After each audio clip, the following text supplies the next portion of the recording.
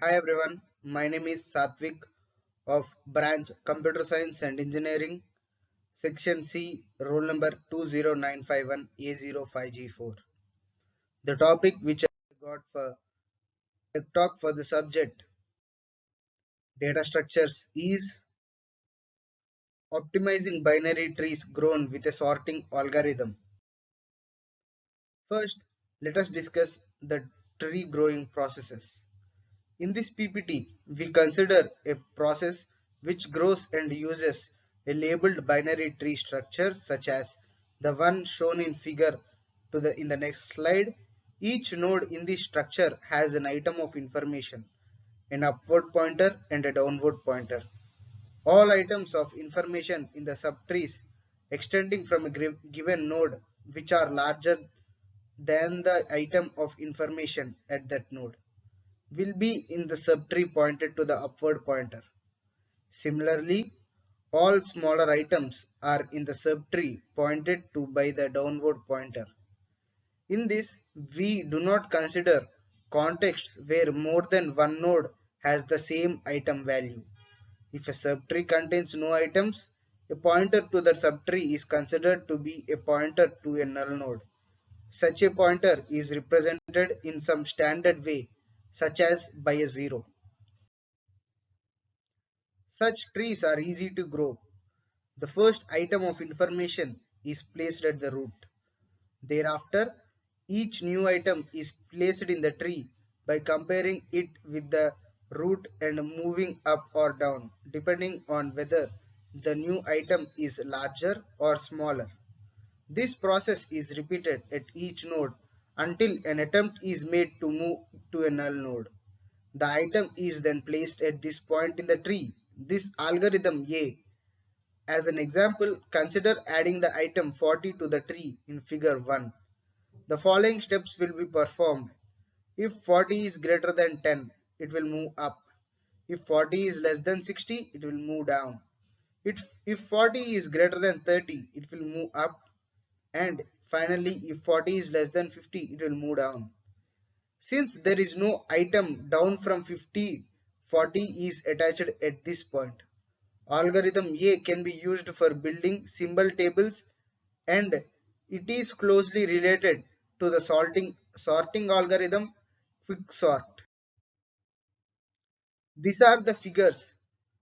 Trees formed by considering the items in the order 10, 60, 30, 70, 20, 50 and 40 is shown in figure 1. Trees formed by considering the items in the order 40, 20, 60, 10, 30, 50, 70 is shown in figure 2. The 6 trees for n equal to 3 is shown in figure 3. Clearly, the tree in figure 2 is not only better but optimum.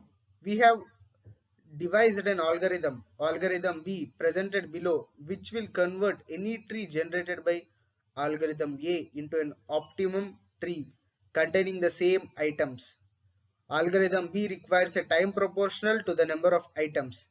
It is natural to ask whether the time thus saved in searching a reorganized tree is greater than the time required for the conversion from the non-optimal into the optimal form. To this end, let us calculate the number itn of nodes visited per tree in finding each item in each tree of the n factorial trees containing n nodes.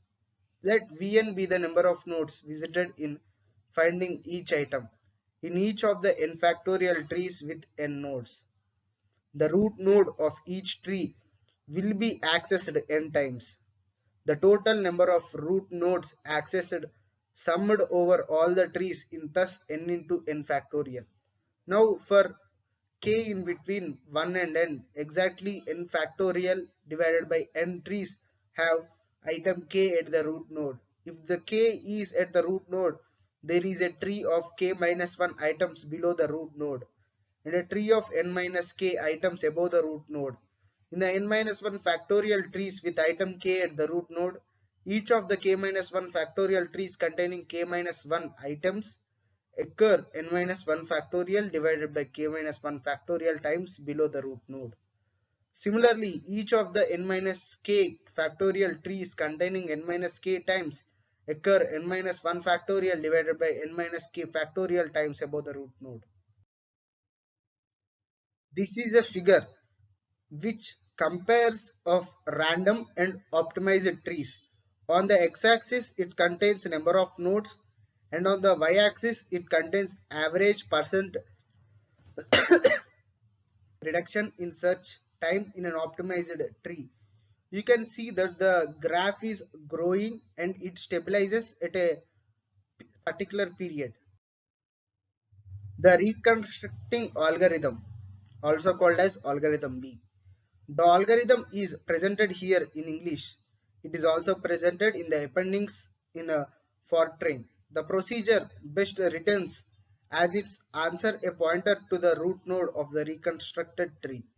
This procedure also establishes the environment for the other subroutines like iGrow and next. iBest computes iGrow, where n is the number of nodes in the tree to be restructured. It returns the result of this computation, which is reconstructed T as it answers. The procedures iGrow is responsible for constructing an optimum tree containing n nodes. It must be recursive, as it may call itself. It uses the procedure next, which returns a pointer to the smallest node in the whole tree. The first time it is called and a pointer to the smallest node not previously returned on each successive call. iGrow can take three courses of action. If n equal to 0, returns a pointer to a null node. If n equal to 1, call next and returns its result. If n is greater than 1, it may call iGrow and next it will call next and it will call iGrow with n minus 1 divided by 2. Then alter the node pointed to as the result of B by replacing its up pointer with the result of A and its down pointer with the result of C. Return the pointer to B, thus altered as the best answer. The procedure next is given to a pointer to the root of the original tree by iBest. Each time it is called by iGrow, it moves one step through the tree and returns the next node in ascending sequence.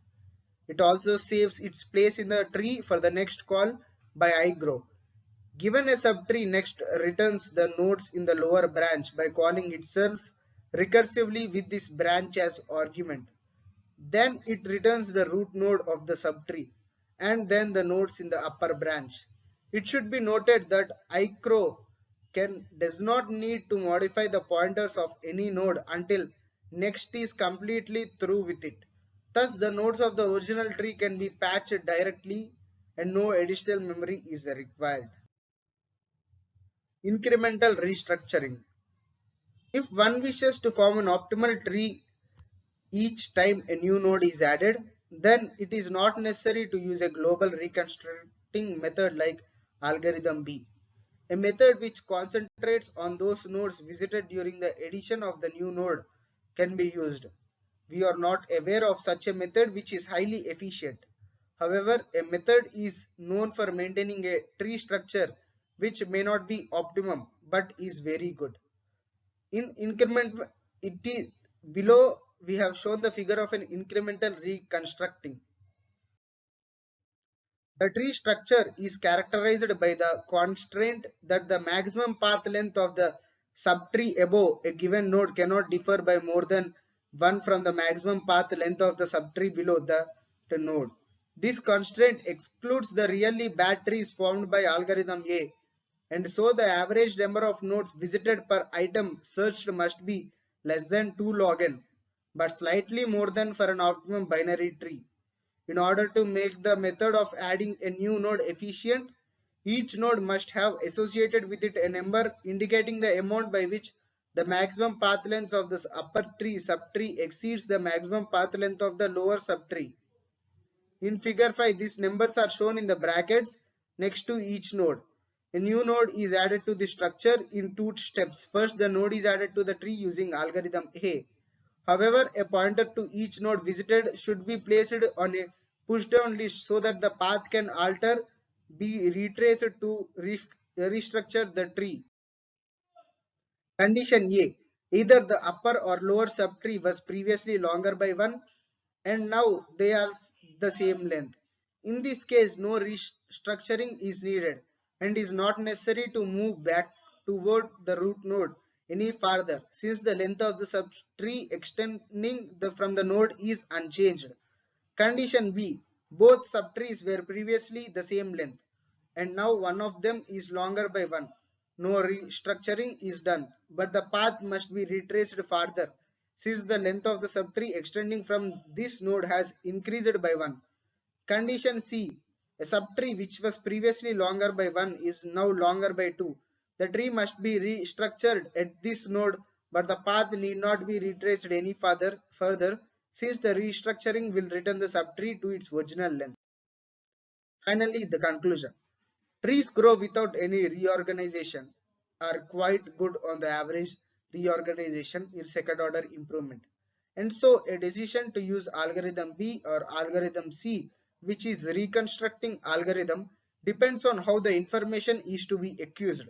Finally, in applications where all items are not accessed with the same frequency, it may be more important to bring the frequently accessed items towards the root than to the type of optimization described here.